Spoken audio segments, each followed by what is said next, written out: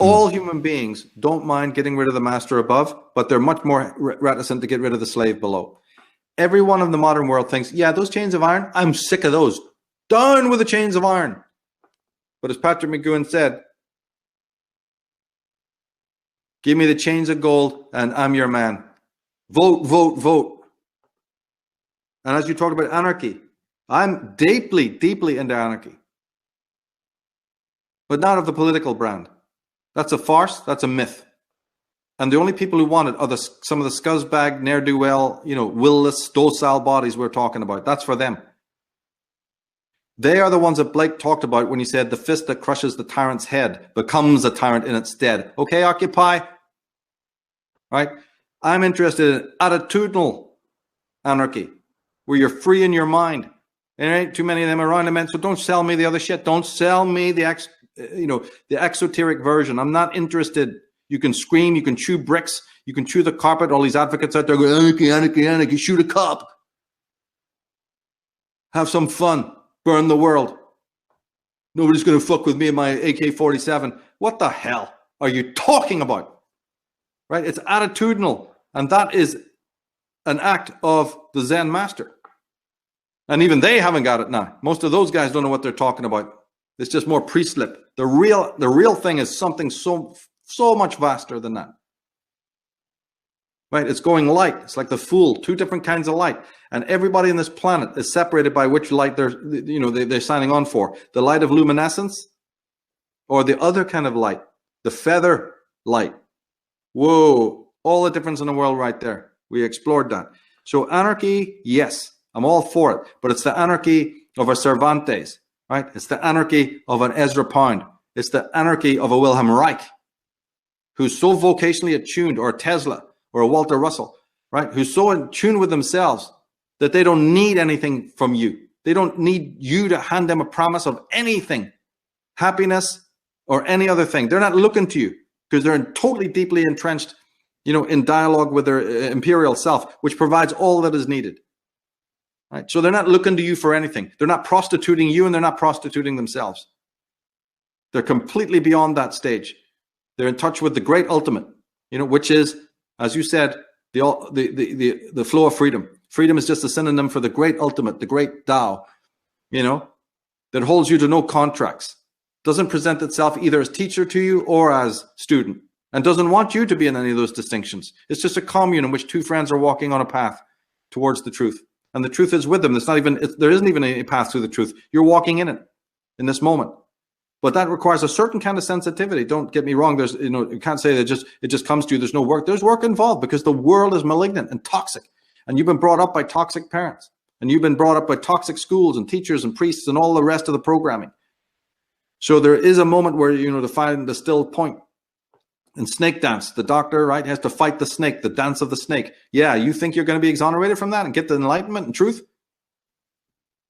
The dancing with a snake is to know the snake, to know it through and through, what it's all about, how it came into existence, and what weapons it uses to, hypnotize the shit out of you. So, and that takes anarchy of the mind, walking without rhythm. Very, very different process. Like we said, Crowley's magical will. Can I hold the exact opposite of every idea that I espouse and cleave to? It doesn't mean I throw out the ideas I cleave to, or that I chose, or that I favor. No, I have those. I'll keep them forever. But do I know the absolute refutation of it in the same bowl, in the same mind? No. The answer is no. Our education systems are not interested in that. They're interested in you in polarizing you into allegiances to tenderize you for the political game that comes later. They don't want you to be your own advocate, your own devil's advocate. But until you are, there is no chance of enlightenment. It's a myth. It's just a word that's been bandied around, courtesy of the left brain. The word is not the thing, right? So the thing, the real thing, I talk about the real thing, what it is, and the road to that. And that road always leads back to the self and back to purging, back to shadow work and all the things we make central to this, message. And it doesn't have much to do with other people. If other people sign on and walk with you, and that's all great. That's an extra cherry on the top. That's fantastic. But you never make that your motive, and you never make that, as Ayn Rand said, I'm not interested in what they're doing because I'm giving them complete freedom. Yeah, I can say no masters above, which all anarchists know how to say. Yeah, but what about the slaves below, asshole? Want me to come into your life and show you where they are? The real mystic has no masters above by all means, but no slaves below either, you see? Now, that kind of anarchy is, you have to read the fine print. They don't mean that. They mean plenty of slaves below. Just no masters above. I've seen through that bullshit. Look at this communism. That's what communism is defined as, you see? And yet they have the worst masters above, but, the selling, the rhetoric, the pull you into the store, is to sell you this idea of no masters above. And of course, a lot of people want that. And they're right. That's born out of a virtue. But you don't understand, that it's a lure. It's a carrot this time. And so sometimes when life has been very, very rough, punitive and harsh for several years, these people bring out this gleaming, big cake, like some Wizard of Oz, just festival, a parade, float down the street. Happiness, happiness. Oh, remember the prisoner last scene? All you need is love. A scene of unimaginable chaos over which there's this incredible Beatles track. All you need is love. The greatest scene in any type of media ever fucking made. The man nailed it. And we'll go for it. Bury yourself up to your neck in it. And these ants will just eat you alive. It's a white magic ritual.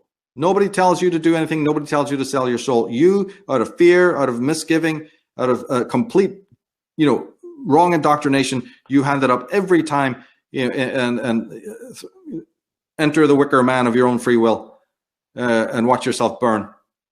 This is self-immolation, totally and utterly.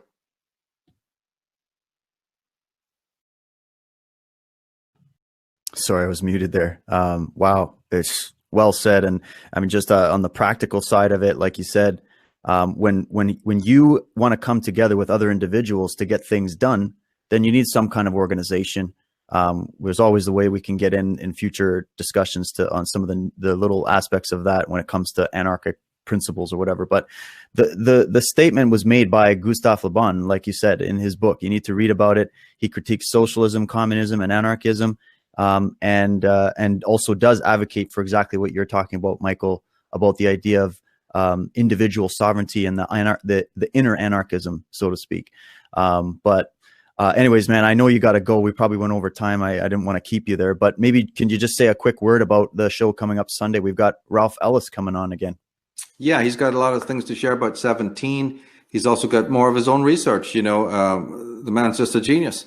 And as I'd love to have him on almost every other month, but here we have to have him on once in a while, and we'll get his feedback about some of the things. He was thrown off Wikipedia last year and had a major altercation with Joseph Atwill, this ponce that does the rounds, and Ralph's been in so much kerfuffle, and then he's got his original theories about Jesus of Odessa. This man's dug up the real Jesus. You'd think it'd be of interest to people, but no, like we've been saying, they prefer their mysteria instead, right? But yeah, he's also going to talk about the Ottoman Empire, which is an interesting subject for me. It's a favorite of mine, you see, and some of the goings on there, because the fall of the Ottoman Empire and the Austro-Hungarian Empire set the stage for the entire modern world. So without studying, those two empires, especially their fall, especially the latter years, which was sort of around the end of the First World War as well. But a lot of people don't study that period. And then as we were talking with Chuck Morse, I mentioned that Ataturk, Kemal, and I think Pasha Enver Pasha went into the hands of the Bolsheviks after the fall. So here's professedly Muslim leaders, very eminent, right? And everyone knew they were kind of left liberal. They were progressives. That's who they are. That's who the Young Turks are. But after the fall of the Ottoman Empire and the First World War's endings, which destroyed the Austro-Hungarian, and Bolshevism came in and took over all the Tsar's lands, those two Muslims, leaders of eminence, went to Russia. One of them went to Russia, and both of them became committed Bolsheviks. Absolutely joined to the hip with the leading Bolsheviks at the time. So we're going to explore that with Ralph, to bring that out as well. These are so many beautiful areas, but they're falling down the memory hole. And, that time was a part of the reason why the world looks the way it does today. So it'll be really interesting to get his take on that and many other subjects too.